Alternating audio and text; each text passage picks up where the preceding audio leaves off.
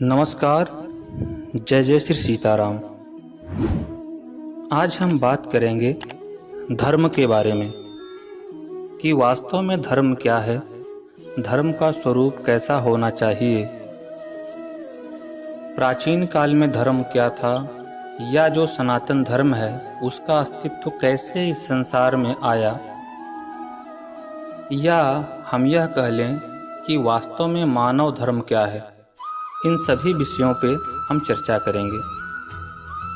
वर्तमान परिदृश्य में जब हम देखते हैं तो पाते हैं कि धर्म के बारे में बहुत सारे विषय ऐसे हैं जो कि भ्रामक हैं।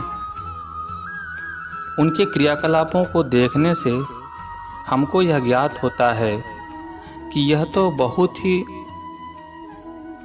जटिल विषय है जिसको सामान्य मानवी द्वारा समझा नहीं जा सकता है। तो क्या वास्तव में धर्म इतना कठिन है?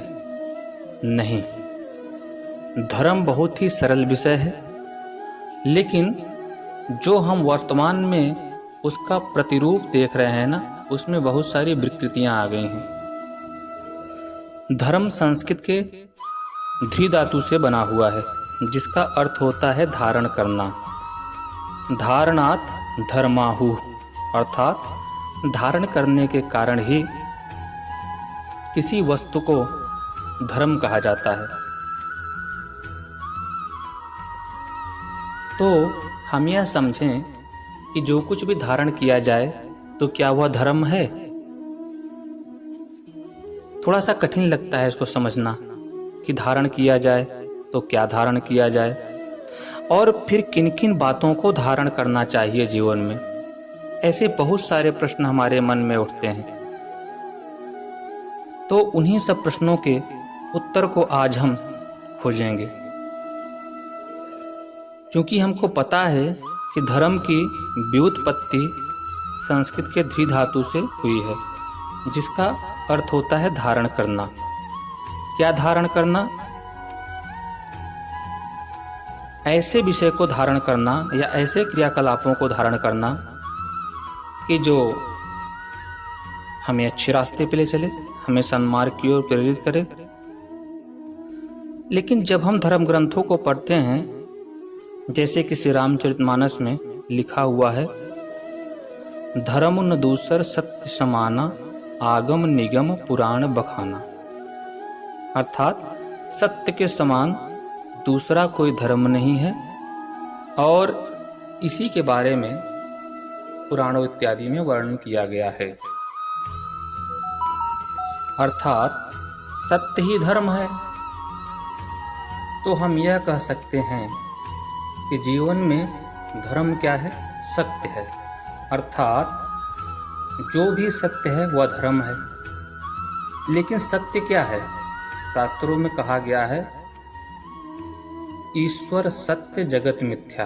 अर्थात परमात्मा इस संसार में सत्य है, बाकी संपूर्ण चराचर जगत उनकी माया के वशीभूत है। अर्थात यह चराचर जगत नश्वर है। तो सत्य क्या है? सत्य के संदर्भ में फिर एक बात यह आती है कि जो किसी काल में कभी भी परिवर्तित न हो या नष्ट न हो, वह सत्य है। जिसके लक्षण कभी न बदले वह सत्य है। जैसे परमपिता परमेश्वर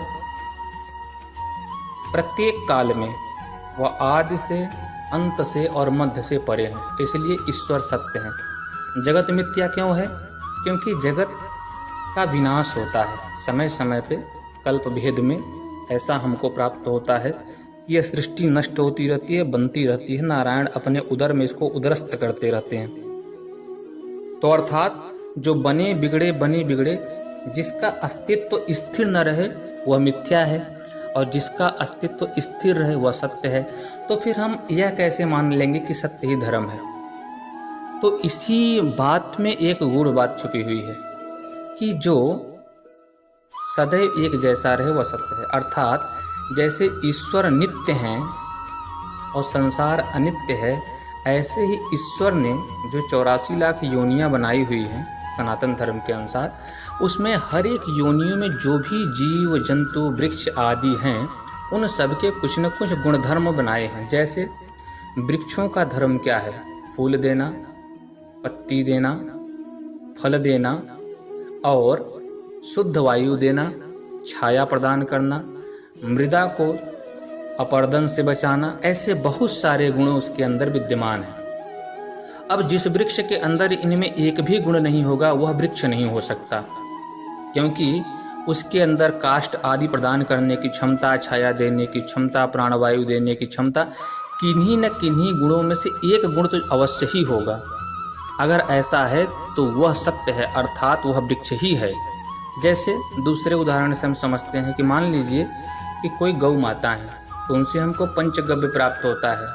गाय का गोबर, गोमूत्र, दुग्ध, उस दुग्ध से मक्खन, मक्खन से घृत, दही इत्यादि हमको प्राप्त होता है। लेकिन अगर ऐसी गौ माता हों जिनसे यह पंचगव्य में से कोई भी अवयव प्राप्त न हो, तो वह गौ माता हो ही नहीं सकती। मान लीजिए कभी कभी ऐसा हो सकता है कि कोई गौ माता बंध्या हो जाए, उनके अंदर प्रजनन की क्षमता न हो, लेकिन फिर भी गोमूत्र, गोवर्क और गोबर इत्यादि तो दे ही सकती हैं। अर्थात जिस भी सृष्टि में विद्यमान किसी भी विषय वस्तु में जो गुण धर्म परमात्मा ने निर्धारित किए हैं, अगर वह नहीं है तो इसका मतलब वह सत्य नहीं है, तो वह सत्य नहीं है। ऐसे ही मनुष्य को जब भगवान ने बनाया तो इसे हर एक जीवों से अलग बनाया। कारण क्या है कि इसके अंदर परमात्मा ने विवेक दिया है। विवेक क्या करता है? बुद्धि जो निर्णय लेती है उसे तार्किक शक्ति के द्वारा सत असत का विभेद करने की जो क्षमता है वह विवेक कहलाता है। और यह शक्ति मात्र और मात्र मनुष्य के पास है, विवेक की शक्ति। इसी विवेक के कारण मनुष्य की जो योनि है अद्वितीय है। अब मनुष्य को जब भगवान ने बनाया तो उसको कुछ विशेष गुण दिए और उन्होंने मन में यह सोचा या एक कल्पना किया कि मेरे द्वारा बनाई गई जो सृष्टि है उसमें मनुष्य कैसा होना चाहिए। तो उन्होंने बताया कि जो मनुष्य है उसके अंदर क्षमा, दया, करुणा, तप, दानशीलता, परोपकार, देशभक्ति, कर्तव्यनिष्ठा, कर्तव्यपरायणता, सत्य, अहिंसा, अस्तेय, अपरिग्रह, ब्रह्मचर्य इत्यादि गुण से वह परिपूर्ण हो, तब तो वह मनुष्य है। लेकिन अगर यह गुण उसके अंदर नहीं है तो वास्तव में वह मानव नहीं है, वह तो पशु के समान है। अंतर तो सिर्फ इतना है कि उसके पास पूंछ नहीं है, सींग नहीं है, लेकिन सारे उसके क्रियाकलाप तो पशुवत हैं, क्योंकि विवेक नाम की कोई वस्तु ही नहीं है उसके जीवन में। अर्थात मनुष्य के लिए उसका धर्म क्या है कि मनुष्य को भगवान ने जैसा बनाया है, अगर वह वैसा है तो वह उसके लिए धर्म है। तब हम यह समझते हैं कि वास्तव में मानव धर्म क्या है, मनुष्य के लिए धर्म क्या है।